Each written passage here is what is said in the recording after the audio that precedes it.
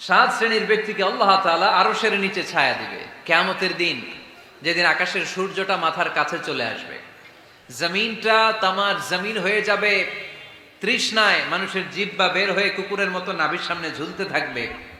সূর্যের প্রচন্ড কিরণ আর তাপে মাথার মগজগুলো গলে গলে নাকের ছিদ্র আর কানের ছিদ্র দিয়ে ভাতের মাড়ের মতো টপ টপ করে বেয়ে বেয়ে পড়বে। আল্লাহর আরশের ছায়া ছাড়া সেদিন আর কোনো ছায়া থাকবে না। বিষ্ণু বললেন, সাত শ্রেণীর ব্যক্তিকে আল্লাহ তাআলা সেদিন আরশের নিচে ছায়া দিবে। তার মধ্যে থেকে এক শ্রেণীর ব্যক্তি রাজুলুন তাসাদ্দাকা বিসাদাকা ফাআখফাহা, এক শ্রেণীর ব্যক্তি হচ্ছে ওই ব্যক্তি যে গোপনে আল্লাহর জন্য দান করে। হাত্তা লা তা'লামু শিমালুহু মা তুনফিকু ইয়ামিনুহু, এমন গোপনে এসে আল্লাহর রাস্তায় দান করে দেয়, তার ডান হাত কি দান করেছে বাম হাত টের পায় না।